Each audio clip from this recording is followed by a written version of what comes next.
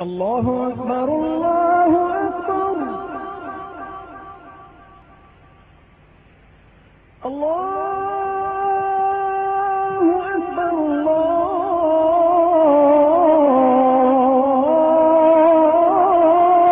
أكبر. أعوذ بالله من الشيطان الرجيم. بسم الله الرحمن الرحيم. قال رب اشرح لي صدري ويسر لي أمري واحلل عقدة من لساني يفقهوا قولي. Waba'ad, Assalamualaikum al-Ikhwan al-Muslimin. Sa totoo lang, mga minamahal kong mga kapatid sa pananampalatayang Islam, sa lahat po ng ayoko yung napupuri. Dahil ayoko ng kapurihan sa dunya. Gusto ko lagi kapurihan na sasabihin sa akin ng Allah kapag nagkita na kami sa araw na yaon. Never. Ayoko. Totoo lang po. Yan ang isang bagay na ayoko mangyari sa buhay ko, na ako ay napupuri dito sa dunya. Ayoko. Magkakain po man, siguro ito na yung siguro na yan. Kasi natatakot ako, baka mawala na ako ng biyaya sa kabilang buhay. Dahil hanggang ngayon po, hindi ako deserving sa mga papuring yan. Dahil hanggang ngayon, wala pa po ako na-accomplish sa reliyong ito na kung saan isinama ako ng Allah subhanahu wa ta'ala. Hindi sapat ang bigyan ako ng Allah ng panibagong buhay pag namatay ako. At muli-muli siguro hanggang 10 siguro o higit pa kulang para ipangbayad sa utang na loob na ako'y isinama ng Allah sa matuwid na pananampalatayang ito.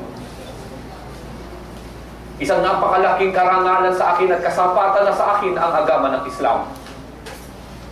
Kaya anumang papuri, I'm not deserving. Dahil wala pa po tayong nagagawa para sa Islam. Wala pa tayo na-accomplish. At yun ay kinahihiya ko sa Allah subhanahu wa ta'ala. Dahil sa kabila ng aking katigasan ng ulo noon, na kahit nakita ko na ang Islam, hindi ko pa rin niyakap ito Kaya pag ako'y napupuri, inikilabutan po ako. Halos gusto kong lumuha, gusto kong umiyak. Madalang kayo, pagkasilang ninyo, nandyan ang mga magulang nyo na kaagad-kaagad na iningatan kayo sa matuwid na pananampalataya. Ako naman, ginabayan nga ng Allah, hindi ko pa rin tinanggap ang agama ng Islam.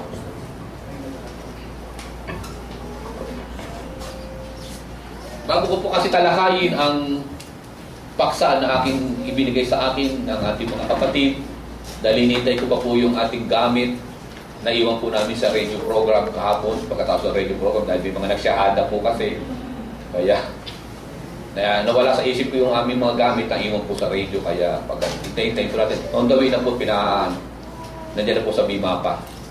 Gusto ko lang po muna mag-share sa inyo paano ko po nakita ang Islam sa mga kapatid na hindi pa nakakakilala sa akin. Ako po si Reverend Father Armando Barcelon with Reverend License number 1114, volume number 8, pages 64, 65, NSO, Republic of the Philippines. In other words po, lihitibo po akong pare. Hindi ako peke. Kaya walang makapato sa akin mga Kristiyano Dahil bakit? Pagka tinanong nila doon sa census, tinanong nila doon sa page na yun, ay pare pa lang talaga ito. Di pa lang biro. Kasi pag narating mo na ang titulong reverend, sa amin pong mga Kristiyano yun alim po yung katulad ni Alim Nadir. Pinakamataas na po kasi wala na kami mararating pa dyan Pag tumanda na kami, lalagyan kami ng karagdagang title. Ano yung karagdagang title? Yun yung aking guro, si Most Reverend Dr. Gary Gasaid. Lalagay na siya ng Most Reverend. M-O-S-T na yun. Yun po yun. Pagtanda namin, magiging Most Reverend na kami noon. Sinabi kasing Reverend, Pag nakikita ng mga Kristiyano yan, kakaiba po yan. Ang bawat salita namin, kahit nagsisinungaling kami, pinaniniwalaan nila. Kasi nga reverend. Paano ko po ba nakita ang Islam? Napakasimple lang po. 1990 ay inutusan po tayo na pinili para maging pare sa Saudi Arabia, sa embahada natin doon para magkasal. Magbinyag bilang isang Kristiyano. Ang nakakatuwa lang po, hinatid ako ng aking professor sa seminaryo, si Most Reverend Father Dr. Gary Garsaid. Respetado ko ang paring ito dahil, can you imagine, Doctor of Divinity, Doctor of Theology, Doctor of Philosophy, tatlong doctorate ang natapos Kaya lahat ng sasabihin niya, pinaniniwalaan ko nung nag-aaral ako sa kanya Kasalukuyan siya yung aming professor sa pagkapare. Kaya nung pinili niya ako na ipadala sa ibang bansa na Saudi Arabia pa naman, hinatid niya pa ako, paborito niya akong anak noon Anak, pare na po ako noon Tinuri niya na akong anak. Hinatid niya pa ako sa airport. Sabi niya, alam mo, Father Barcelon, pinili kita dahil ikaw yung naging pinakamahusay kong estudyante na naging pare. At naniniwala ako na yung aking request sa iyo ay magagawa mo. Ano po? So, sabi ko, ano kaya ang request ng paring ito? Ano kaya ang request ng paring ito sa akin? Ano po yung doktor? Sabi ko sa kanya, ano po yung doktor, Father? Total, nandiyan ka na rin lang papunta ka na rin lang ng Saudi Arabia bilang ambassador for goodwill sa ating religion. Papunta ka sa bansa ng mga Muslim, yung mga kapwa natin Pilipinong Muslim na mga loko-loko dyan, ng mga trader, alam kung kaya mo silang katulad na nagawa ng kasaysayan ng ating bansa, na-convert natin yung mga Muslim na yan, yung mga magulang nila, maibabalik natin lahat yan. Yung mga natitirang mga loko-lokong yan sa Kristyanismo. So yun po, yun ang naging mission ko doon Nangako ko kay Reverend Father Dr. Gary Garsaid Nangako ako na dahil sabi ko, kakayanin ko po ito. Kaya ko po yan. Kasi alam ko talaga mga Muslim, loko-loko nga mga traitor At higit sa lahat, walang pinag-aralan, gokmapi.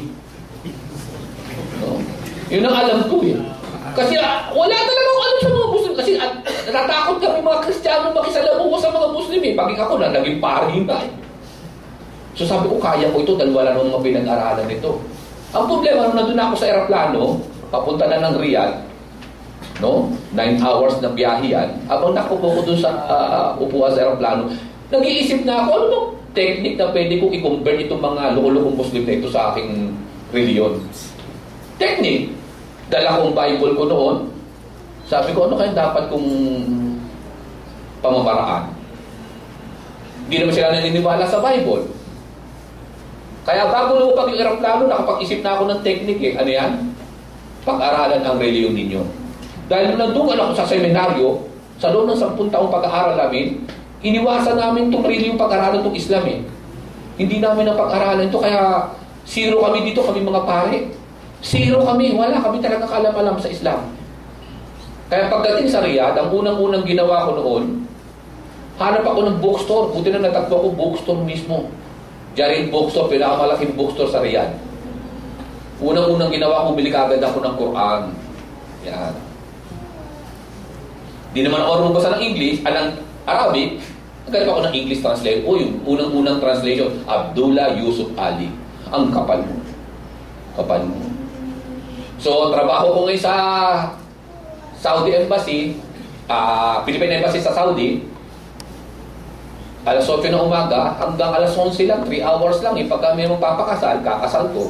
Pag wala, balik ang accommodation ko, 3 hours lang. Ganun lang trabaho. Pagka Biyernes, gusto na magpabisa, bisa. May magpapabinyak, binyak. Ganun lang ang trabaho ko. Ang sarap pa nga ng trabaho dahil pagka may magpapakasal, sa embassy ako, tinatanong ko kagad, ano ba brother at iha, ang gusto nyong kasal, ordinary ba o espesyal? Kasi magkaiba ang presyo nun eh. Diba? Father, ano po ba pinagkaiba nun? Yung espesyal, idadasal ko sa ating Diyos na bigyan kayo ng maraming anak. Ordinary, isa, dalawa lang yan. Kasi special na po, Father. O 1.5 yan. 1,500 real yun. Diba? Pag ordinary, 1,000. Single ko. Nakakasampu po ko everyday eh. 10. Pinakamababa ko yung 10. Biyernes, 25, 30, kumaabot pa ng gano'n. Ha? Pero itong bandang ulit, natuklasan ko na namimig ko, may nagmamano sa akin dito, may naikasal ko. Pag naglalakbay ako, mano po, Father. Siyempre, hindi nila alam, Muslim na ako. Pinapayagan ko muna. Sabi, Father, kami po yung kinasal nyo. Sabi ko, brother, Amika. Alam po, hindi yan ang kinasal ko, yung kasama mo. Father, may asawa po, okay, kinasal nyo ako ito eh. Sabi ko, binata lang. Ganun. Ano? Marami pala ako na ikasal, sabi nila binata, dalaga. Pero natutuklasan ko, may mga asawa rito. Hindi special. Kaya mo na yan. Kalimutan nyo na yun. No? Subhanallah. Kinikilabutan ako pag natutuklasan ko eh. To make the story short, ayun, yun ang trabaho ko. Binyag. Yung pag may nagpapabinyag doon, ibinyagan ko. Gagawing Kristiyano, bubusan. Gano'n kasimple lang. Tinatanong ko yung mga ninong, ano bang klaseng binyag ang gusto nyo sinaanak nyo? Ordinary ba o espesyal? Diba? Nakakatuwa pa nga dyan, pag may namatay eh. Dito, pag may namamatay, kita nyo, di ba yung mga patay namin, mga Kristiyano, dinadala pa sa loob ng simbahan, yung atawon? O, kung naunang namatay yung lalaki, yung babae byuda, pupunta sa pare, katulad ko, Father Barcelon, pakipaspasan po yung aking namatay na mayapang asawa. Mrs., kalamayan yung loob nyo. Ano bang klaseng basbas po yan? Ordinary ba o special? Patay na nga eh. Tinatanong pa namin ko anong klaseng basbas. Father, ano po ba pinagkaiba ng dalawang yun? Alam mo, yung kaluluwa ng asawa mo, dadali ng anghel sa langit yan. Pagka ordinary, mabagal, nakasakay lang yan sa kalabaw. Special yan, Mercedes yan. Father, special na po. Magkano po ba yung 7.5 yan? Ewan ko ngayon ang presyo ngayon nila.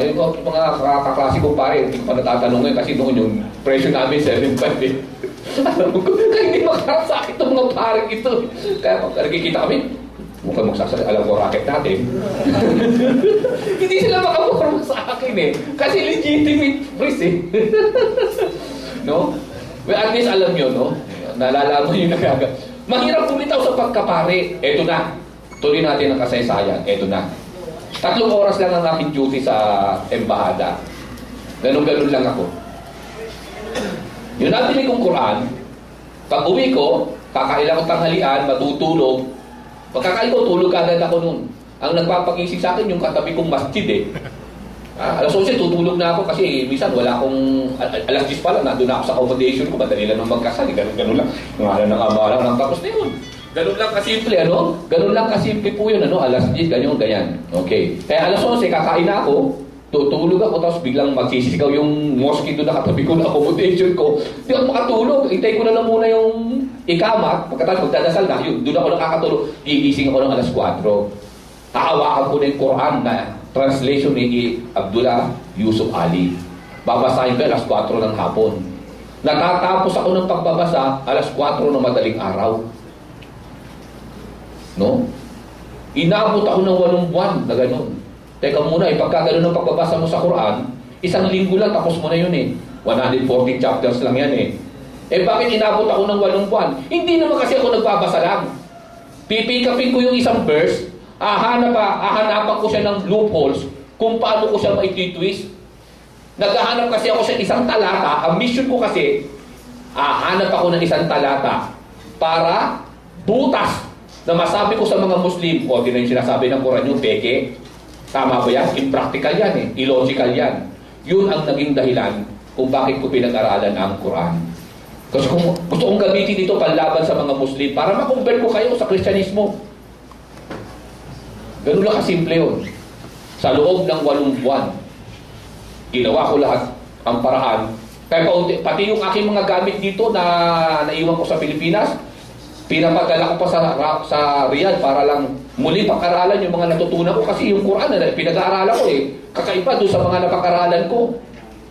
Kaya sa loob ng 8 buwan, napuyat, walang patid, mga minamahal kong mga kapatid, tunay, sa loob ng 8 buwan, nang matapos ko ng Quran, yun ang pinakamasakit na pangyayari sa puso ko.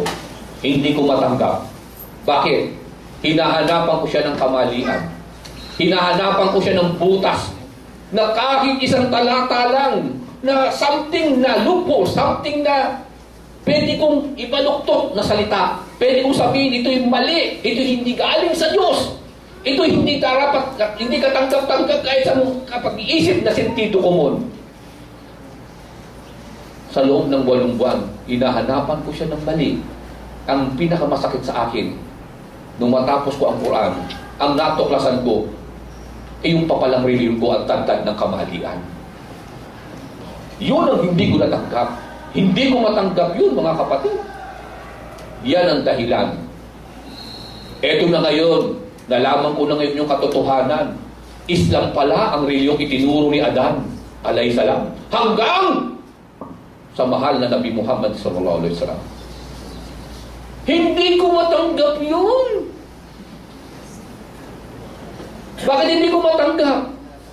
Hindi kaya ng dibdib ko na talikuran yung aking profesyon. Bakit? Sayang kasing ordinary special Yun ang naglaro. Tao lang din po ako katulad ninyo. Hindi naman ako pangkaraniwan o special na tao. Hindi. Ordinary person lang din naman ako Kahit nalaman ko na ang katotohanan, hindi ko pa rin niyakap ang Islam. Kaya kakaiba, kaya ako malaking utang na loob ko sa Allah Ang tigas ng puso ko, nakita ko ng totoo. Hindi ko pag ginarab ang opportunity. Kasi naglaro sa akin yung ordinary special pag todo sa Santos lang, laki ng kinikita ko sa mga sementeryo Ganun-ganun, Father! Nagsutalo kami, Father! Bakit ito? 500 yan. 500 yan. Pag todo sa Santos, wala nang masama bumisita kasi sementeryo. Hindi naman kayo pupunta para mag-o-observe lang kayo. Wala masama yung learning, searching something. Makikita nyo sa sementeryo, sa loob ng sementeryo, ang dami na kasutana. Pinakamahinang kita dyan, 1.2 million. Lima. Diba? Disney. Yung tatlong gano'n mo 1.5 na Ako, 2,000. 2,000 pa yan Grabe! Di ba? Kung masipag-sipag pa yung pare mamumukol pa yung kilikili niyan sa kagaganon sarap kumita ang isang pare. Naku, grabe. Napakasarap. Libre lahat. Bibigyan ka ng San Miguel Corporation, kung ano-ano pa. Walang gastusin ng isang pare, lalo na reverend. Ay, grabe, narating niya na yung doctorate na yan Kaya, tubong lugaw na yan. Tubong lugaw na kapatid. Mahirap bumitaw, kaya na hindi ko masisi itong mga kaklase ko na naladawahan ko Ano sinasabi nila sa akin?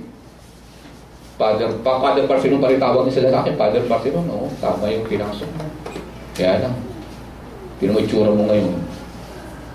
Diba? Kami, bonggang-bongga. Okay lang. Bonggang-bongga naman kayo. Oo nga, bonggang-bongga naman kayo. Pero hindi naman kayo mukhang Mr. Suave. Yun yun Yun yung dahil. Kakaiba yun. Mamaya malala ano yung misate dito ko Mr. Suave. Tigas na ulo ko po kahit nakita ko na ang katotohanan. Paano ka naging nag-Muslim ustad? Simple. Ang alam pa rin naggabay sa akin. Paano? Habang ginagampanan ko yung ordinary special trabaho mo, pag uwi mo sa bahay, lalay daw kang ganyan sa gabi. Allahu Akbar. Mahigit 1 buwan akong hindi nakatulog. Di na ako nakakakain. Nasarap-sarap ng pagkain Libre lahat yung pagkain sa akin Kasi binibigyan ako ng mga kapatiran Pero na yung ordinary special ko, may pakimkim pa yan, may abuloy pa. Sarap eh. Di ba? Pero matapos ko na matuklasan ang katotohanan ng reliyon, hindi na ako makakain, hindi na ako makatulog. Isang buwan yan, hinang-hina na ako samantalang dahil pagkain. You see? Merong inilagay ang Allah dito sa puso ko isipan na hindi na ako makakain, pati sa panlasa ko ang pait-pait na. Kaya nung mahinang-mahina na ako, isang gabi na mag-iisang buwang higit na, nakahiga ako ganyan, napinikit ko na yung mata ko, pero at madaling araw, hindi pa rin ako makatulog. Kahit anong gawin ko, gising na gising yung diwa ko, pagod na ang katawan ko. Since nalaman ko sa pagsusuri ko, pagbabasa ng Quran, pagbabasa ng mga kitab, na ang pagsuko sa dakilang tagapaglikha ay ang paniwalaan siya na siya lamang talaga ang tunay na Diyos na dapat sambahin. Since nalaman ko sa pag-aaral ko na ang susi sa pagyakap sa Islam, ang pagsasabi sa dakilang tagapaglikha na ikaw ay tunay na kumikilala na sa Kanya ay pagkasabi ng La ilaha illallah. Habang nakapikit ako ganyan, na hinang-hinana, sinabi ko sa aking puso't isipan ang salitang La ilaha illallah. Nung sabihin ko ito, okay, tumayo ako, pumunta sa kusina. Ang lakas ng kain ko. Yes, ang lakas. Pagkatapos niyan, humiga na, pagkakain ko, humiga na ako. Nagulat na lang ako, may kumakatok na doon sa accommodation ko. Bakit? Nung buksan ko, Father, bakit hindi po kayo pumasok kahapon? Ano? Hindi pumasok! Papasok ako ngayon. Bakit ano kahapon? Dalawang araw na po kayo hindi pumapasok. Ano? Dalawang araw na palang natutulog. Grabe. Pinatulog pa ako ng Allah. See? Yun ang pagyakap ko sa Islam. Kaya nga, walang nag-imbita sa akin, kundi ang Allah. Ang laki ng utang na loob ko sa Kanya. Hindi ko kayang tumbasan ang gabay niya sa akin. Nung malaman ko na ito, ang gabay niya, yun. Paalam na ako sa trabaho ko, balik ako ng Pilipinas, sumumpa ako sa hala, saksi ang mga anghel na ang buhay kong natitira mula nung yakapin ko ang Islam, ilalaan ko para sa agama. At hindi ko binibigo yan, salitang yan. Hanggang ngayon hindi ko bibiguin yan. Kaya kailanman sa lahat ng ayoko ay ang papuri. Bakit ko ginagawa ang ganito? Nagbabayad lang po ako ng utang sa dakilang nakapaglikha. Walang dapat papurihan kay Ustad Barcelon. Wala pa rin siya nagagawa para ipagtumbas, itumbas sa nagawa sa akin ng Allah subhanahu wa ta'ala na ako'y napabilang sa umma ng Nabi Muhammad sallallahu alaihi wasallam, na maging si Musa alayhi salam, maging ang mga naunang mga nabi, ang 123,999 na nabi nangarap na mapabilang sila sa umang ito na inyong kinabibilangan ngayon. Nangarap sila maging membro. Kaya nila ipagpalit ang pagiging nabi nila. Kaya nila ipagpalit ang mga kapangyarihan, ang mga ayak, sign, miracle na ibinigay sa kanila ng Allah subhanahu wa ta'ala. Si Musa kaya niya ipagpalit pati yung pagiging nabi niya, pagiging hari. Pati ang kapangyarihang pag-divide ng dagat ng 12 division para ilitas ang kanyang bayan. Kaya niya lahat tanggapin yan. Mapabilang lamang kahit miyembro lamang ng ummang ito ng Nabi Muhammad sallallahu alaihi wasallam. Kaya nila ipagpalit ng lahat ng karangalan yan. Maging miyembro lang ng umma ng Nabi Muhammad sallallahu alaihi wasallam. Nakabilang na ako ngayon. Allahu Akbar. Kabilang kayo. Kung si Musa ay pinagbigyan ng Allah, sa palagay niyo ano kayang gagawin niya? Na trabaho para sa maging karapat-dapat lamang siya. Bakit? Bakit hinangad ng lahat ng mga umma, lahat ng mga nabi na mapabilang sa ummang ito? Dahil merong isang bagay dito na kakaiba sa ummang ito ng Nabi Muhammad sallallahu alaihi wasallam. Ano yung kakaibang yan? Lahat ng mga naunang mga nabi, pinangarap nila na sabihan sila ng Allah subhanahu wa ta'ala na sila na nabi at ang kanilang mga followers ay tawagin ding Khairul Ummah. Kaisa-isang umma lamang ang sanabihan ng Allah subhanahu wa ta'ala. Yan ay ang umma ng Nabi Muhammad. Sinabi ng Allah sa kanila, sa atin, na tayo'y Khairul Ummah.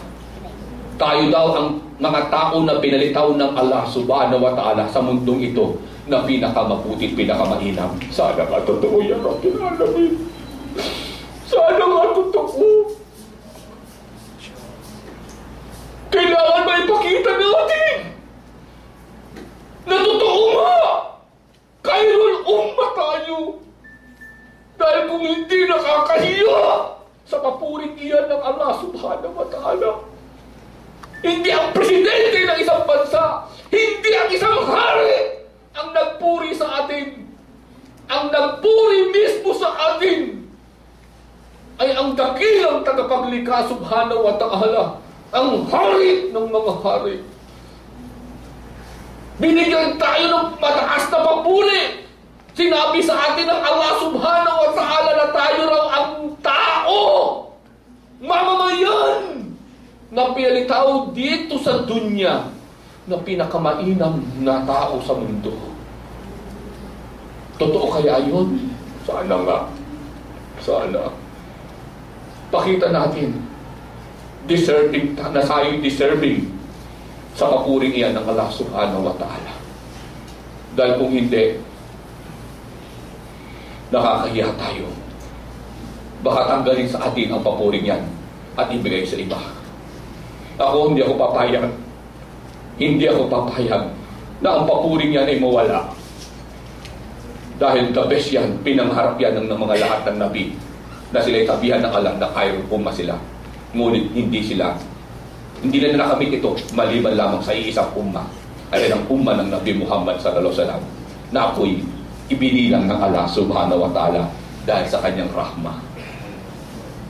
Pagbibitaw mga kapatid sa rahmang yan. Tinatawagan ko na po ang aking kasamahan, ating kapatid, Sheikh Abdul Masing Masarke, para sa ating pong topic. Napupasensya na kayo na iba yung aking sharing. Gusto ko lang pong makarating yung ating gamit. Dito na po.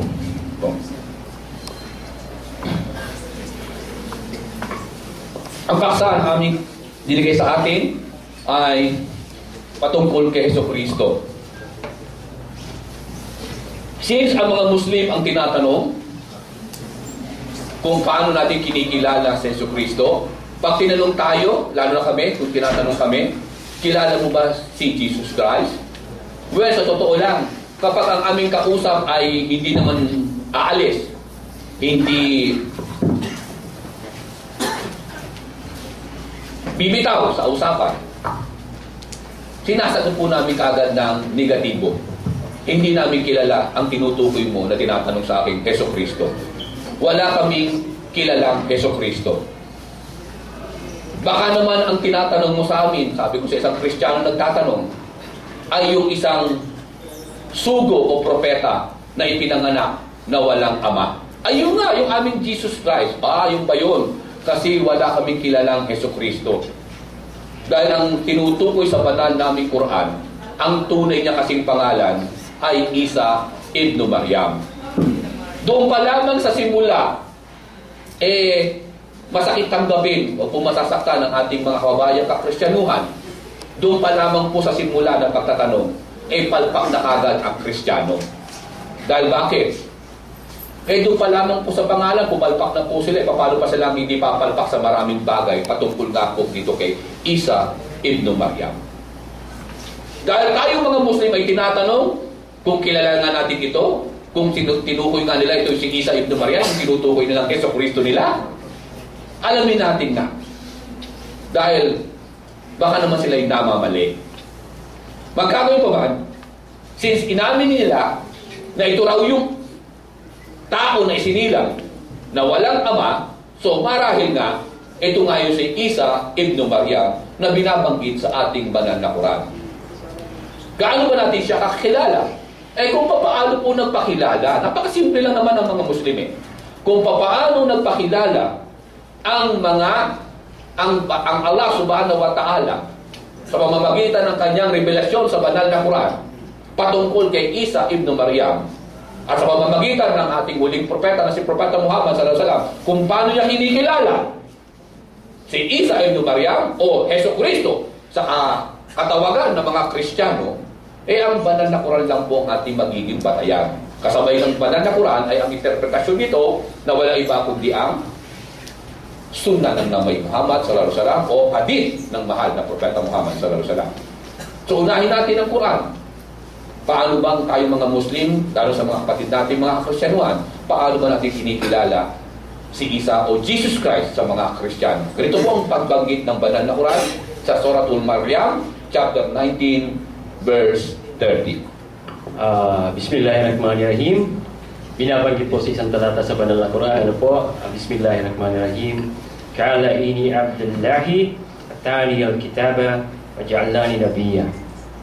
Iliwat po natin sa pinakamalapit na kahulugan. Ano po? Sa lingwaheng maunawaan natin. Ano po? Sinabi po mismo ni Jesucristo sa kanyang mga kapayapaan, katotohanan. Sabi niya, ako'y isang alipin ni Allah. Unang-unang pakilala natin kay Jesucristo ay napakalinaw sa banal na Quran, mga minamahal na mga kapatid, at siyang iparaparating nyo sa ating mga kababayang mga kakristyanuhan na nagtatanong sa inyo, sapagkat yan mismo ang Allah ang nagsabi, kailanman wala tayong masusumpungang kahit katiting na kasinungalingan. So, sabi ng Allah mismo sa banal na Quran, ang unang-una pala dapat na pagkilala kay Kristo, siya'y kikilalanin bilang alipin ng Allah. Alipin. Abdallah. MashaAllah. So yun po, ano po? Kapatid Abdullah, pag sinabi bang alipin meron ba itong tungkulin? May tungkulin siya, pero rango meron ba? Wala siya rango. Walang rango. Kasi nga alipin Opo naman. Pag sinabing alipin, kung ano lamang ang iutos, Siya niyang susundin. hindi siya sobra, Hindi lalapit. siyempre naman. Hindi kukulang. Magagalit yung nag-aalipin sa kanya. Sino yung nag-aalipin sa kanya? Yung dakilang tagapaglikha. Napakasimple. Opo naman. Opo, pangalawa po, ano po, ituloy po natin yung ayat sa banal na Quran. Sabi niya, katotohanan ako'y isang alipin ni Allah. Binigyan niya ako ng kapahayagan at hinirang niya ako na isang propeta. Oy, napakatindi pa pala. Opo. Pangalawa pala, kapatid na Abdullah, Yes? bukod siya ay alipin, merong biyayang ibinigay sa kanya na kapahayagan. Opo. No? At yun nga yung kapahayagan tinutukoy doon, yung ibanghelyong ibinaba sa kanya. Opo, yung gospel. Since may kapahayagan na ibinaba sa kanya, walang tao na hindi bibigyan ng kapahayagan at hindi tatawaging mensahero. Correct po. Kasi paano ang kapahayagang yan ay makararating sa sangkatauhan kung saan siya inutusan kung hindi siya tatawaging mensahero. So may kapahayagan pala. Meron po. So in other words, isa talaga siyang nabi. Opo naman. Walang pag-aalilangan. At maging sa ibang talata ng Quran, kapatid Abdullah, hindi ba? Opo naman. Binabanggit doon na hindi nahihigit pa si Propeta Isa na isang nabi. Isang mensahero. Opo naman. At ang pangatlo, ano pa sabi kapatid? Binanggit, at siya po'y hinirang na isang propeta. Mashallah! Propeta. Sa kabila ng sinabihan ng Allah na siya'y alipin, kapatid Abdullah, sinabi rin pala binigyan naman pala siya ng isang mataas na kalagayan. Napakataas na kalagayan. Higit na kalagayan sa mga katulad nating pangkaraniwang tao lamang. Opo naman.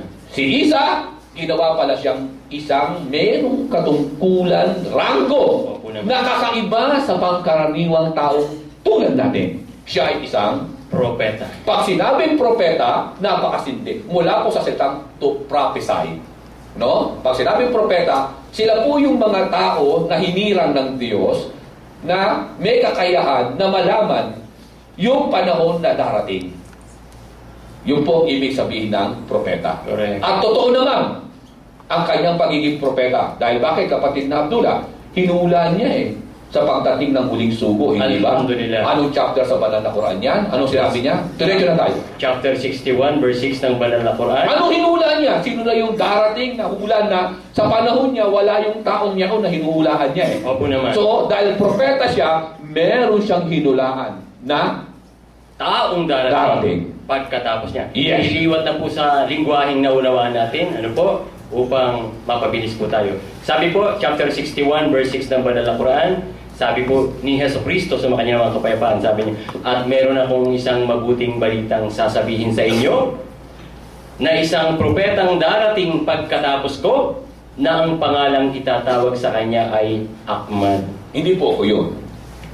Kapangalan mo lang yan. Yan po. Okay. Ina-clarify lang po natin. Oo po naman. Baka naman ako kasi kikilabutan ako, baka ako yung tinukoy ni Isa ibn Maryam. Hindi po ako yun. Mas gwapo sa'yo lang isang paligo yun, Ustad. Ang higit na higit pa. Allah. Higit pa. Dahil maging sa kamatayan ng taong hinulaan na ito, na Isa ibn Maryam, Masya Allah. nung siya'y paliguan, yung nagpaligo sa kanya, nagsabi, hindi kinatimpungan ng kahit katiting na infirmities. Allahu Akbar. Allahu Akbar. Kaya higit matindi. Higit. Okay? Higit. Masya Allah. Masya Allah. Allahu Akbar. Okay. So, ito po, ganun lang kasimple ang pagkilala natin kay Isa ibn Maryam. At karagdagan pa dito, no, yung paniniwala ng mga Muslim na mismong ang Allah ang nagsabi.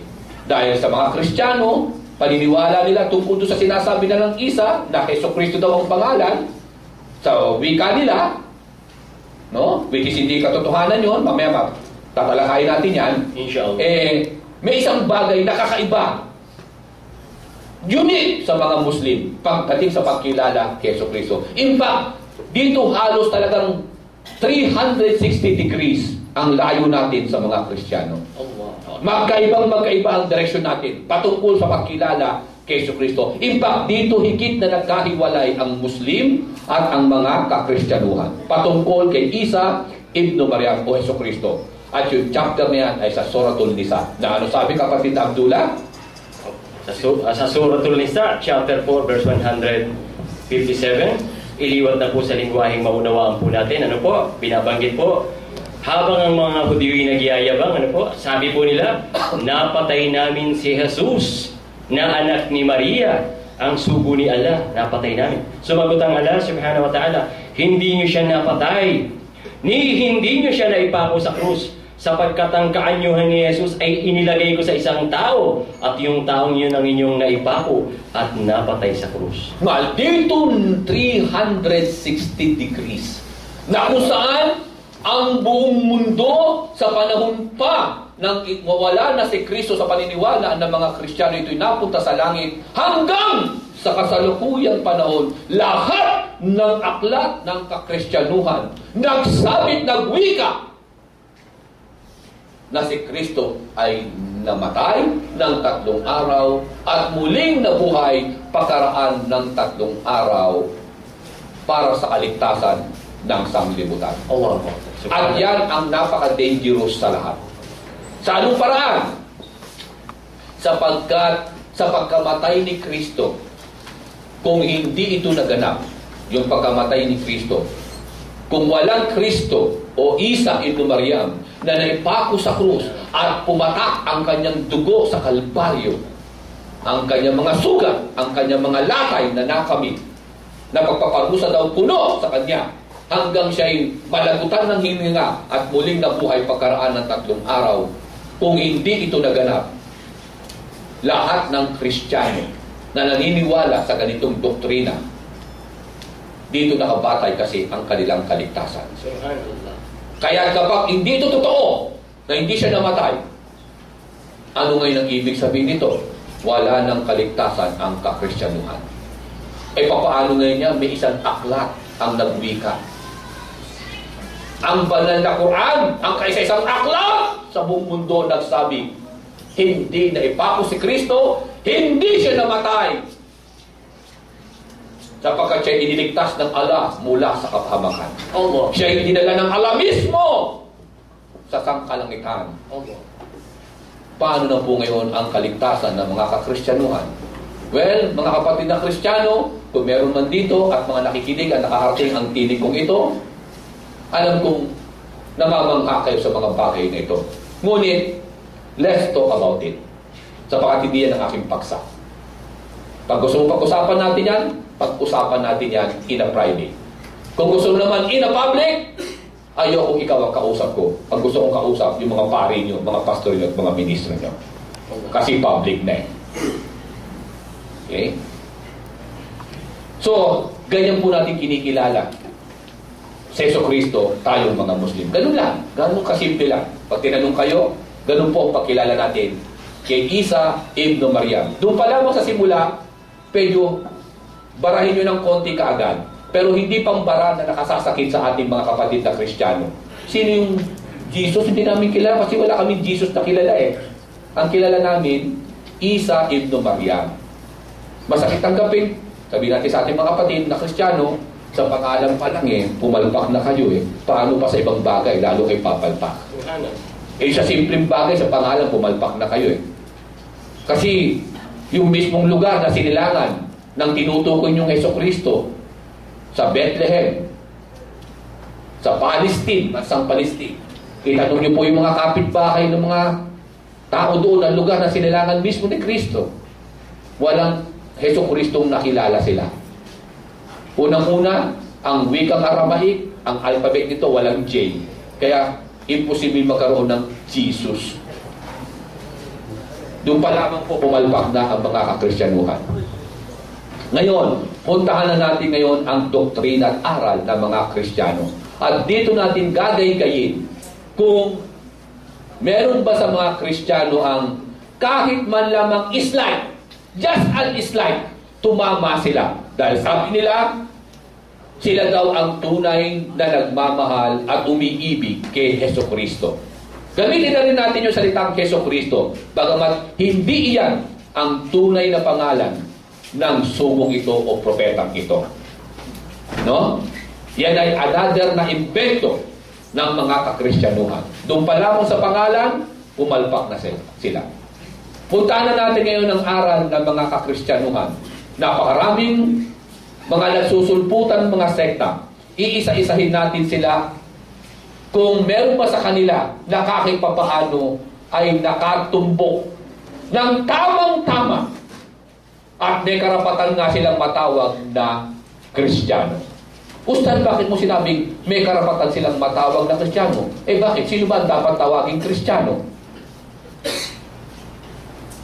Well, ang kahulugan kasi po ng Kristyanismo, maging sa dictionary ng Webster, Oxford Dictionary, maging sa mga pananalita ng mga parit, mga pastor at mga ministro, kaya daw sila tinawag na Kristiyano kasi sila yung mga taong naniniwala at sumusunod sa mga aral ni Kristo. O di, alamin natin kung sino talaga ang may karapatang tawaging Kristiyano.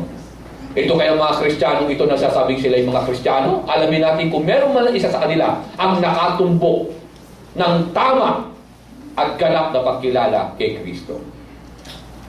Sabi ng isang sekta, particularly bumanggit na tayo, sa pangunguna ng isang matapang na pumunta pa sa Abu Sayyaf, hindi ba kapatid na Abdullah? Si Wildy Almeida. Doon nagsasayaw doon sa mga kapatid nating Abu Sayyaf, hindi ba? Oo, yung kanyang Jesus Miracle Crusade. Di ba? Kasama yung 30 niyang mga pastor doon eh. Mga alagad. Doon sila lang, alive. Kakantahan doon, ano. O, ang doktrina nila ng samahang ito, oneness. Oneness sila. Pag sinabing oneness, tauhid daw sila. Wow, tauhid. Naniniwala na meron lamang nag-iisang Diyos. Kaya lang nagulat ako, pag tinatanong ko ang grupong ito, ang sabi nila, yung daw Diyos na nasa langit, na siyang tinatawag na Diyos Ama, at saka si Kristo ay iisa. Kaya tauhid daw yun. Aray. Tauhid. Sabi ko, alamin natin, baka nga tama, si Kristo daw, at saka si yung Diyos na nasa taas, ay isa lang din yun, si Kristo din daw yung kausap niya doon. Alamin natin. Ang talatang ginamit nila, siyempre, hindi naman ang Bible eh. Hindi naman ang Quran eh. Hindi po. Kung yung kanilang batayan kasi ay ang Biblia. Bible. Kapatid na Abdullah, ano bang kanilang ginagamit na batayan na isang talata lamang? Isa lang naman yun eh. Opo naman. Lahat yung mga oneness na yan, yung Jesus Miracle Crusade na yan, makikita nyo pagka meron silang mga ipinapaskil sa mga kalye, di ba? Mga miracle, Wildy Almeida, mga billboard, ang dami niya pagka meron silang mga tinatawag na symposium daw. Di ba? Mga papapagaling. Di ba? Oo. Ano yung talata lamang, kapatid? Isang talata lamang po yun. Yung Diyos daw sa taas, at saka si Kristo, Iisa. iisa. Ano yung talata niyo, kapatid? Yung pong binabanggit po sa aklat ni Juan, chapter 10, verse 30. John, chapter 10, verse 30.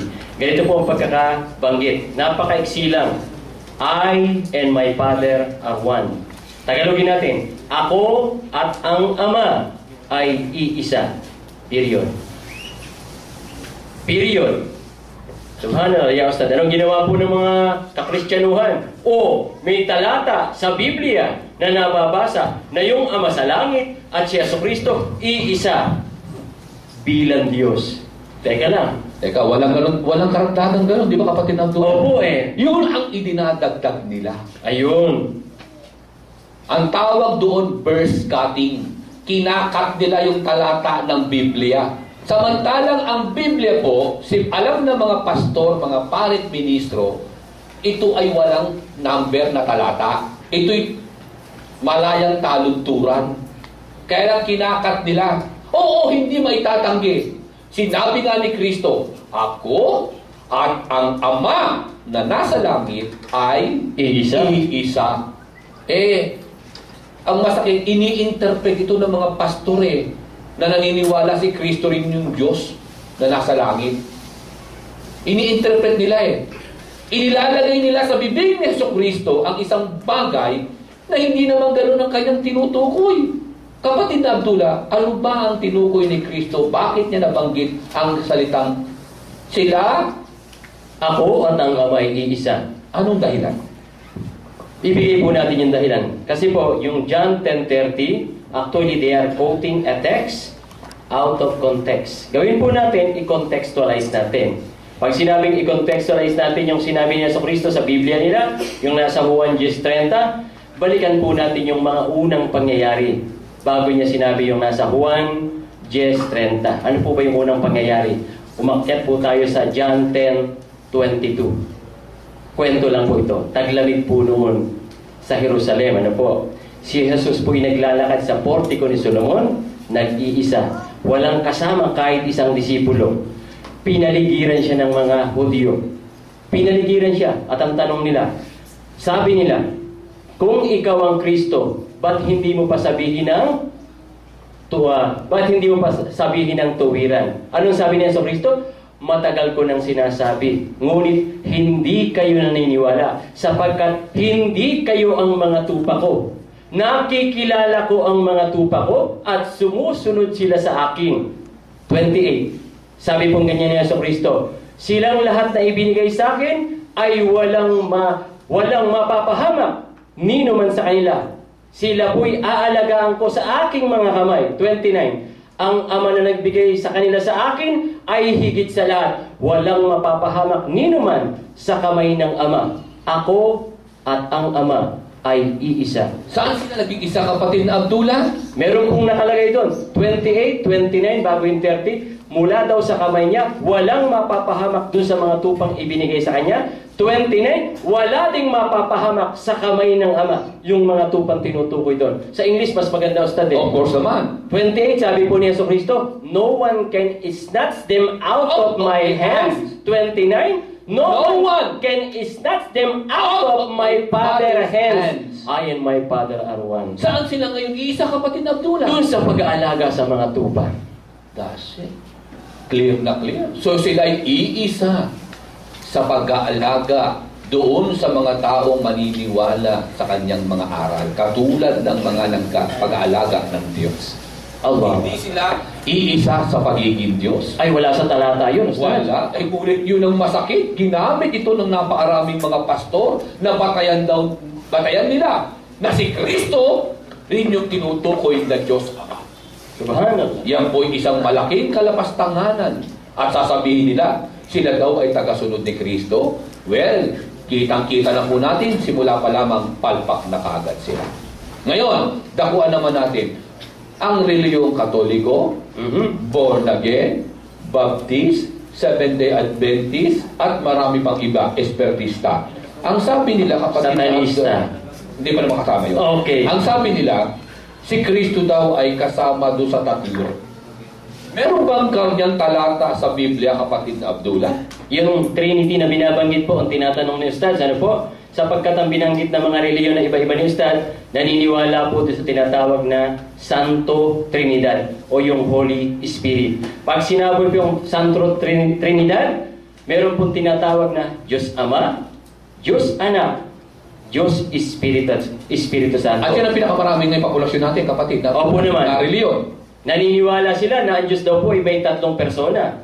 God the Father, God the Son, God the Holy Spirit. At yung ganda sa niya, yung tinutukoy na si Kristo. Si Yesu Cristo po tinutukoy. Meron po bang ganyan pagbanggit sa Biblia? Wala po eh.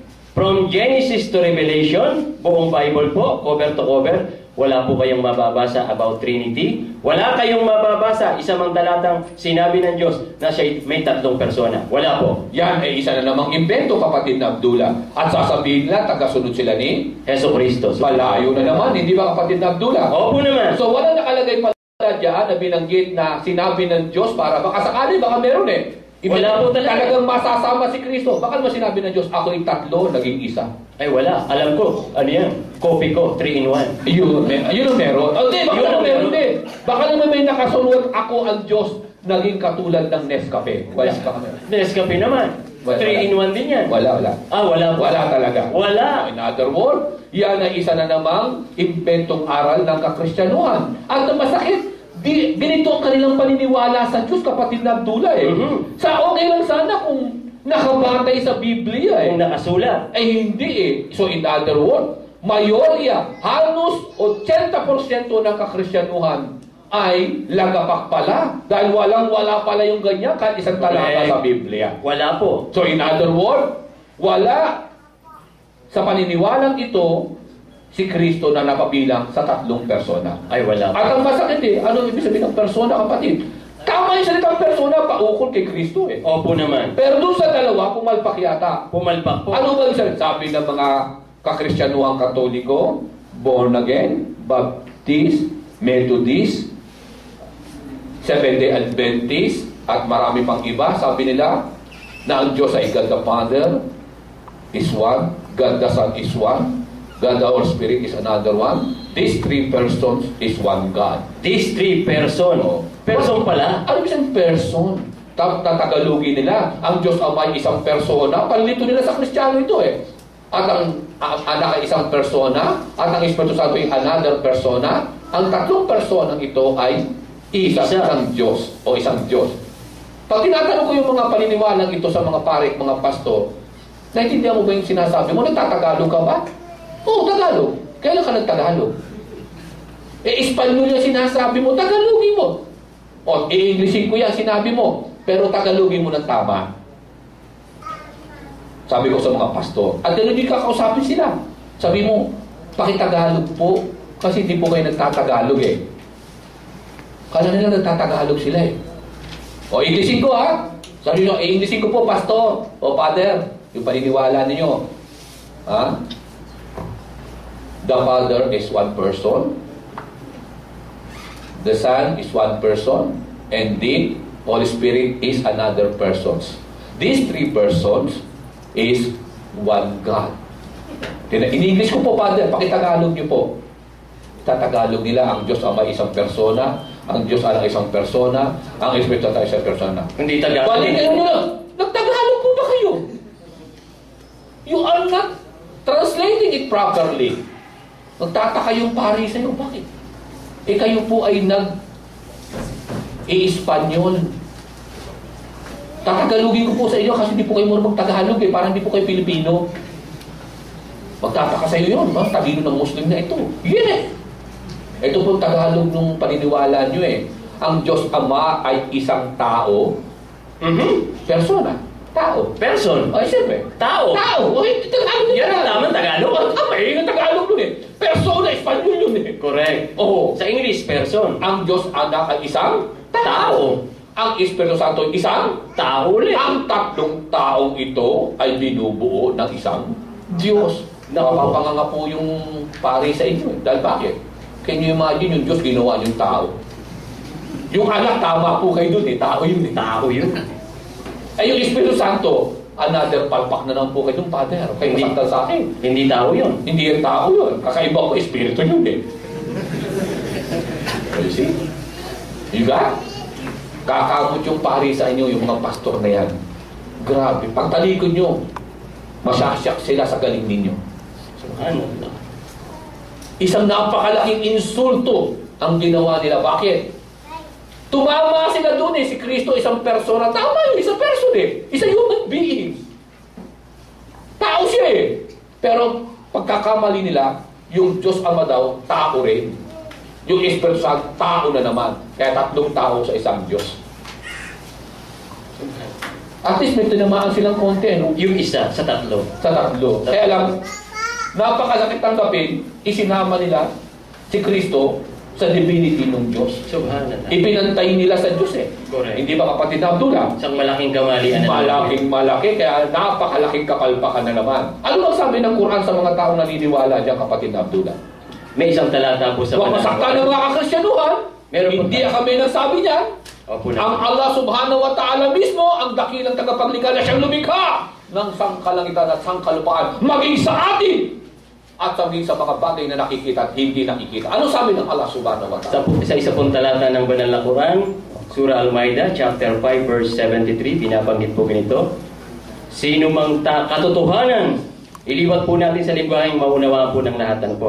Katotohanan, ang mga taong nagsasabing si Jesus na Misaya ay isa sa 3.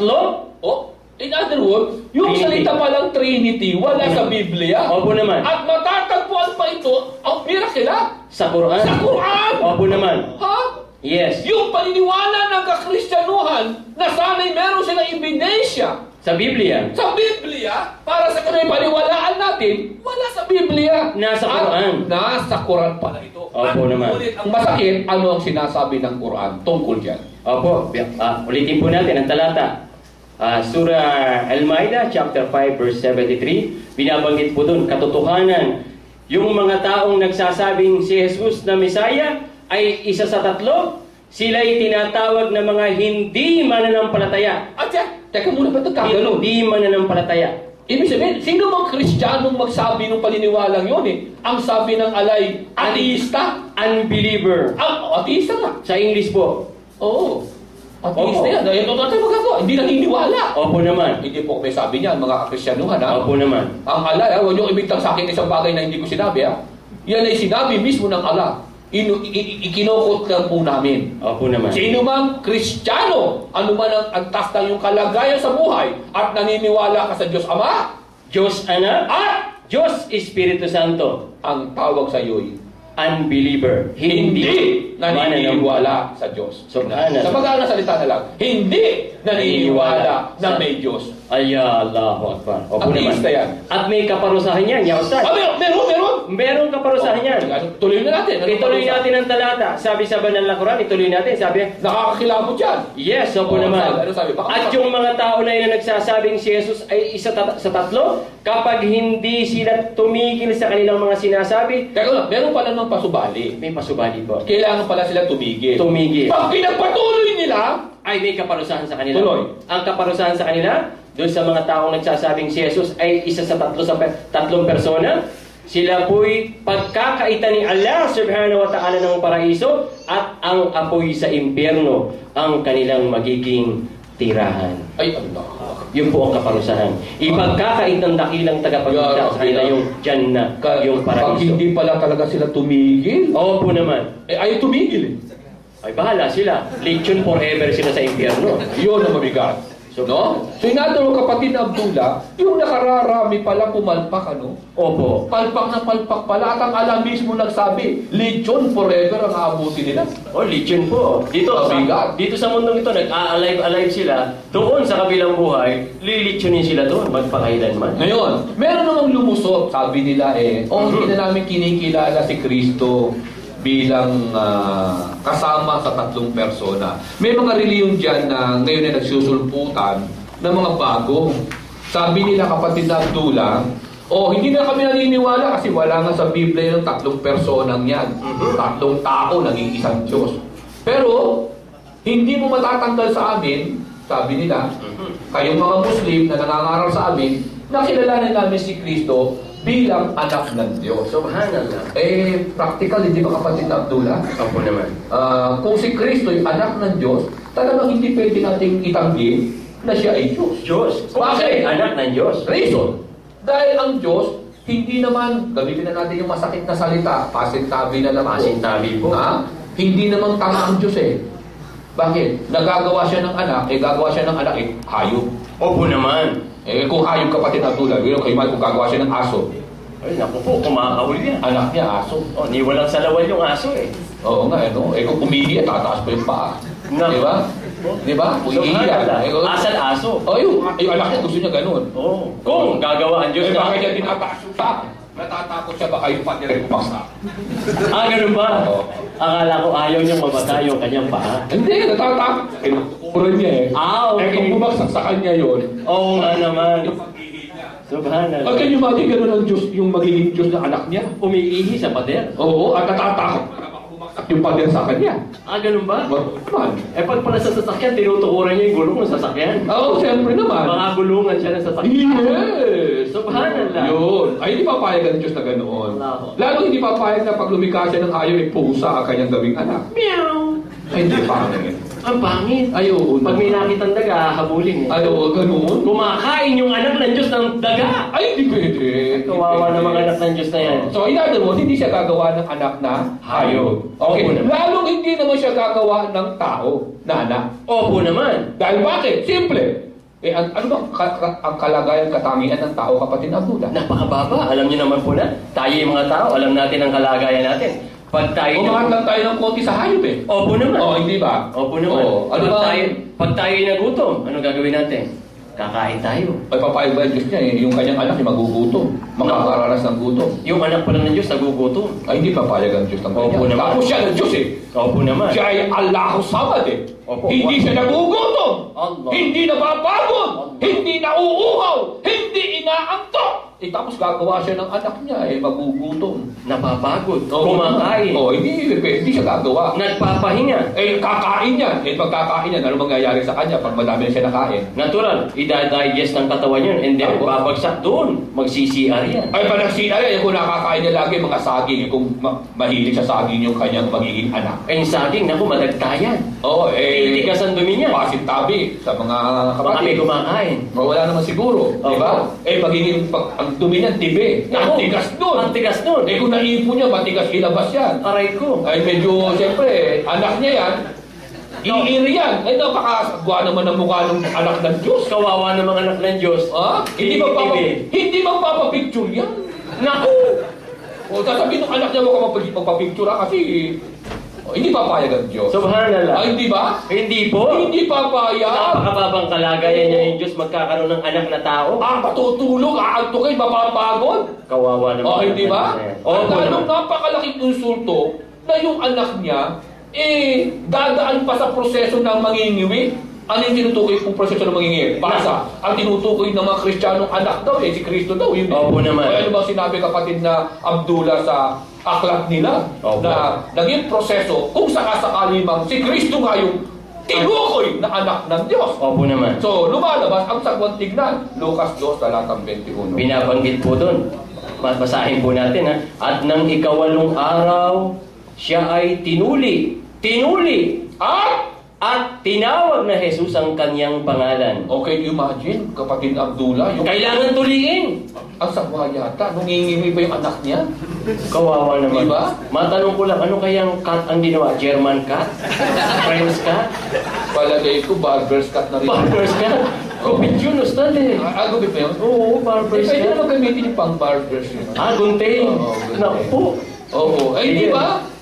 So, in other words, kapatid na Abdullah, hindi papahayag ang Diyos sa ganyan magiging anak niya yung tao na ganyan ang magiging kalagayan kung si Kristo man ang tinutukoy nilang ito. Anak ng Diyos. Kasi napakasimple. Dahil sa Diyos, sindido kumon, ang gagawin niya kung siya gagawa ng anak niya ay katulad niya rin. Diyos. Siyempre naman. Opo naman. Gumawa ang Diyos ng isa pang Diyos, sindido kumon. Magiging dalawa ang Diyos. Sa ayawan, Sa gusto natin. yun naman, hindi ba? Dadami yung Diyos. Pag tinatanong natin ng mga kakristyanuhang ito, ilan ba ang Diyos? Anong sinasagot? Isa. Pagka maliit yung bata kausap, Ita. Oo! Diba? Uyuy. Siyempre, bata pa eh. Buyoy. Bata pa eh, pero ika. Oo, pagpas bulol na bulol. Oo, di ba? You see? Ang simple, di ba kapatid Abdullah? Opo naman. Yun. Alam nilang isa ang Diyos. Alam nilang isa ang Diyos, pero igigit nila, si Kristo daw ay anak ng Diyos. Aray. So in other words, kumukontra yung sinasabi nilang isa ang Diyos, tapos si Kristo anak ng Diyos. Opo naman. Magkagayong pama. Niloloko nila sarili nila. Siyempre naman. Yung Diyos Ama, Diyos Anak, dalawa yan eh. Siyempre naman. Opo. Hindi pwede kasi mangyari kapatid Abdullah. Bakit? Pag sinabi mong Diyos Anak, Diyos Ama, may maglalaro na kagad sa isip nila eh. Isang matanda yan, sigurado. Ama eh. Ama yan. Maaaring balbasin eh, maputi ng buhok. Magkakaroon na kagad sila ng imagination sa ayaw sa gusto nila. No, hindi nila pwede ipagsinungaling yan. Opo naman. Niloloko pa, wala ko na imagine na gano'n. No! You are cheating yourself. Niloloko mo sarili mo. Pag sinabi mo Diyos Ama, meron na kagad naglalaro sa isip mo na isang lalaking matanda. May mahaba at puting buhok na balbas. Yan. Balbas pala, hindi buhok. Yan. Di ba? At pag sinabi naman nilang Diyos Anak, Mas bata. o hindi ba kapatid na Abdullah? Malamang mas gwapo yan. O, di ba? Kamukha natin. Yan yun. O, di ba? So, in other words, dalawa na ka. Dalawa, isang matanda. At isang bata. Isang bata yung Hindi anak. maganda nila mapag-iisa yan. Opo Kaya naman. tanggapin nila ang katotohanan. Ano ba ang totoo? Ilan ang Diyos? Bali ba kung sasabihin nila, paniniwala po namin dalawa ang Diyos. O yan, hindi matapat ka sa sarili mo. Allah. Pero yun ang masakit, kontra yan sa sentido común mo. Dahil hindi pwede talagang ang Diyos ay maging Dalawa. Dahil kung dalawa ang Diyos, nakakumpanya lamang pag dalawa manager eh. Naku, magulo yan. Siyempre naman. Parang kay chairman, pag dalawa eh. Mas away yan. Ang masakit, kayo nang unang tatawag. Diyos Ama, bigyan mo po ko ng 3 asawa. Uy, sarap. Diyos Anak, pwede po ba ang dagdagan niyo po? Pwede ba yung ganun? Ha? Hindi pwede, di ba? Naku, Oo. di ba 3 na yung asawa mo? Bakit nagpapadagdag ka pa 3? 6 na yan. Oo naman. Hindi ko gusto yun. Okay. Sila ang gusto nun. Okay. Subhanallah. Okay, tuloy natin kapatid na. Opo naman. So in other words, itong mga kababayan natin ito na gano'n ang paniniwala at mga pastor na nangangaral na ganito, mga parit, mga ministro, isang pandisang Panloloko. at Pandaya. sa mga kababayan nila at Opo mga naman. kaalim nila. Subhanallah. At sino lamang ang pwedeng magsabi sa kanila na panloloko ito? Sino ang binigyan? Tayong mga binigyan ng huling kapahayagan, tayo pong mga Muslim. At mabigat na tungkulin Opo. na nakaatang sa bawat individual na Muslim. Allah. Kaya nga, mahigpit ang bilin ng mahal na Propeta Muhammad sallallahu alaihi wasallam. Bawal gulani walaw bin ayat. Alhamdulillah. Na bawat isa sa atin ipahayag ang katuruan ng Islam kahit lang isang aya. Isang talata. Tuloy natin kapatid na Abdullah. Alhamdulillah. Meron namang isang sekta ng reliyon na lumitaw noong July 27, 1914, nangaral. Medyo sabi nila sila doon talaga nakatumbok sabi sa atin. Natumbok daw nila. Parang alam ko yan, Ustad. Oo nga, natumbok daw nila yung tamang pagkilala kay Kristo. Kasi sila, sabi nila, naniniwala kami na isa lang ang Diyos Ama. Oh, correct At yun. si Kristo ay pinaniniwalaan namin na tao, Sugo. Propeta. may laman, May buto. Diba? Opo naman. Sabi ko ba, mukhang tumama ito Mukhang tama. Mukhang tama eh. Sa tingin lang nila yun. Tama. Sabi nila. Pero sa pagdalo natin sa kanilang pagsamba, kapatid na Abdullah, Sumama kami sa kanilang mga pagsamba eh. Oo. Inuto kami. Nakuto naman kami. So, paano naman kami sa ganoon? Sabi ng ministro, tumayo po tayo. Tayo naman kami. At tayo po yung manalangin. Nalalangin sa pangalan po ng aming amang Diyos na mananako. Ganda naman ka pananalita ng mga ministro nila eh. No? Kami po ay gabayan ninyo at maraming salamat po. Binigyan niyo po kami ng isang iglesia na siyang kaligtasan ng sangkatauhan. Ganda sa po, ganda. Yung mga katabi ko, siya nga po. Opo, siya nga po. Bandang huli, ganda-ganda ng aral nila. Si Kristo ay tao, may laman, may buto. Ganda kapatid eh. Tama. Sugo, tinuli. Sabi ko, medyo tumama ito Tumama itong reliyong ito ng Kristyanismo Tama ang pagkilala kay Kristo. Nabigla po kami sa panalangin ng ministro sa bandang huli. sa pangalan po ng aming Panginoong Hesukristo na mananakop. Alright. Sabi ko, Panginoon nila si Kristo. bakit naging Panginoon? Subhanallah. Kapatid na Abdullah. Mhm. Hindi ba? Parang pumalpak.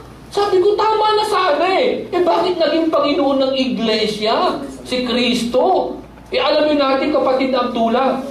Ano bang sabi ng Quran sa Suratul Al-Fatiha? Sino ba ang Panginoon? Ay, nakalagay po mismo doon sa surah Al-Fatiha, chapter 1 ng Banal na Quran. Ano po? Bismillahirrahmanirrahim.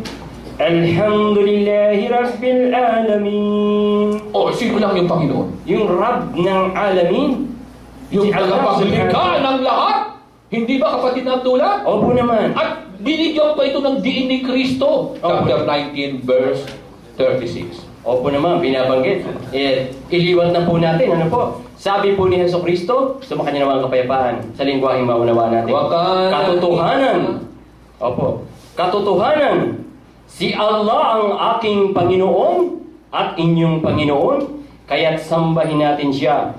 Ito ang matuwid na landas. Ano sabi ni Kristo mismo sa banal na Quran, kapatid Abdullah? Sino lang daw yung Panginoon? Katotohanan, sabi niya, hindi kasi nungalingan. Si Allah ang aking Panginoon at inyong Panginoon. Panginoon natin lahat. Kaya't sambahin natin siya. Si Allah. Ito ang Siratal Mustaqim. Ito ang matuwid na landas. Sasabihin ng iglesia, ginamit nyo kasi Quran. Di alamin natin. Nung tanongin si Kristo, kapatid na Abdullah. Nung tanongin si Kristo, kapatid na Abdullah. Na mga panahon na siya nangangaral. Opo naman. Tinanong siya ng isang metaphorical na katanungan. Na ang kahulugan nito, tinatanong si Kristo, sino ba ang Panginoon? Kung siya yung Panginoon, kapatid na Abdullah, ano isasagot niya? Ako ang Panginoon. Ako ang Panginoon, sasabihin niya. Sambahin mo ako. Opo Ako yung naman. Panginoon. Ganun ba ang sinagot ni Kristo, kapatid na Abdullah? Nung may tinanong siya ng isang maalam sa kautusan. Isang na, eskriba. Isang tanong na kung saan ay dapat niyang masagot ito sapagkat sensitibo ang katanungan ito. Na tinanong siya, sino ang Panginoon? Direkto sasagot niya, ako. Ganun ba ang sinagot? Kung siya ang Panginoon. Kung siya ang Panginoon. Pero iba sagot niya, Ustad. Marcos 12, talatang 29. Ano? Ganito po ang sinabi niya. Mark chapter 12 verse 29. Ganito po ang sabi ni Jesucristo. Hear, O Israel, the Lord our God is one.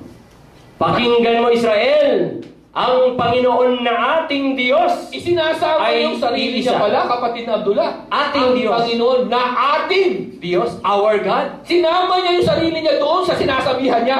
Correct. Kasi hindi na siya our Lord, The Lord. The Lord, our God, is only one God. Yes, only one. Sinama niya yung sarili niya sa kinakausap niya. Natatawag na Panginoon doon at Diyos. Yung tatawag ng Panginoon na kausap niya, yun din ang Panginoon na kanyang sinasabi. Correct. Malino, di ba kapatid? Hindi niya sinabing, the Lord, your God. Hindi eh. The Lord, our God. Hindi niya sinabing, ang Diyos ninyo, ang Panginoon ninyo. Hindi. Kundi sabi niya, ang Panginoon natin. Nating Diyos. Hindi kailanman inangkin ni Kristo na siya ay Panginoon. Dahil Never. bakit? Ang Panginoon Diyos ba'y aangkinin niya ang kanyang pagiging Panginoon? Opo naman sa banal na Quran, inaangkin ng Panginoon ang kanyang pagiging Panginoon Ang ala, inangkin ng ala yan. Opo. Inaangkin ng ala na siya ang Panginoon. At yan iniresent natin. Ngayon, sasabihin ng mga kakristyano, kapatid na Abdullah, hindi ba? Quran niyo kami Bible ano bang sabi ng Bible ninyo? Chapter 45, chapter 45, verse 18 ng Isaiah, kapatid ng Abdullah. Opo, binabanggit po ron. Ano po? Ganito po ang binabanggit. Ano po? Isaiah chapter 45 verse 18. Ganito po ang sabi ng Diyos. Sabi niya, ako ang Panginoon na siyang Diyos na may likha ng mga langit at ng lupa. Ako ang Panginoon at wala ng iba. Kapatid ng Abdullah, hindi ba inangkin ng Panginoon ang kanyang pagiging Diyos? Sabi niya, ako ang Panginoon. At ang sabi niya pa, malinaw, Wala ng iba. I am the Lord. Kung And meron there is pang no other. tatawagin na Panginoon, maliban sa Kanya, na siya lumikha ng mga langit at ng mga lupa. In other words, yung mga Panginoong niya tatawagin ay peke. Peke yun. Sapagkat iisa lamang ang pwedeng paggamitan ng salitang Panginoon. Yung melikha ng langit at lupa. Lupa. Napakalinaw pala nung kapatid na Abdullah. Correct. Pero ang magtataka din mo ang kahinaan ng ating, huwag sila masaktan, kahinaan ng pag-unawa ng ating mga kababayang kakristyanuhan. Pag tinanong natin na naman sila, si Kristo ba ang lumikha ng langit at lupa? Ang isasagot naman nila sa atin, hindi. Hindi. Oh, yung nag-aangkin ng Panginoon, siya ang lumikha ng langit at lupa. Ng lupa, Siya lamang daw ang dapat tawagin Panginoon. At wala nang iba. Kaya nga binigyan ng diin. Kaya nga, di ba, pag sinatanong natin ito sa mga ministro ng Iglesia ni Cristo, anong sagot nila?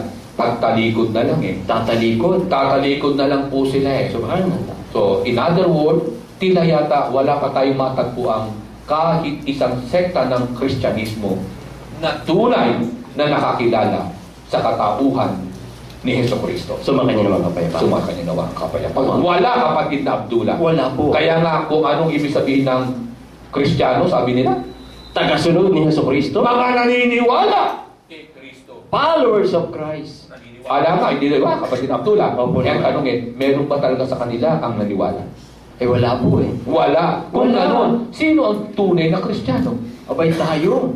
Tayo pong mga Muslim ang tunay na matatawag na naniniwala at sumusunod kay Jesucristo. Sapagkat ganap, totoo ang ating pagkilala at pagrespeto sa dakilang sugong ito. Correct. In fact, ang banal na Quran ay nagwika pa nga eh. Maging ang mahal ng Propeta Muhammad sallallahu alaihi wasallam nagsabi, kasakaling sabay ng pagsasabi din ng Allah, na kung paano nyo nire-respeto ang muling sugo, ganun din yung respetuhin si Jesucristo at ang mga propetang nauna pa sa kanila. Peace be upon them.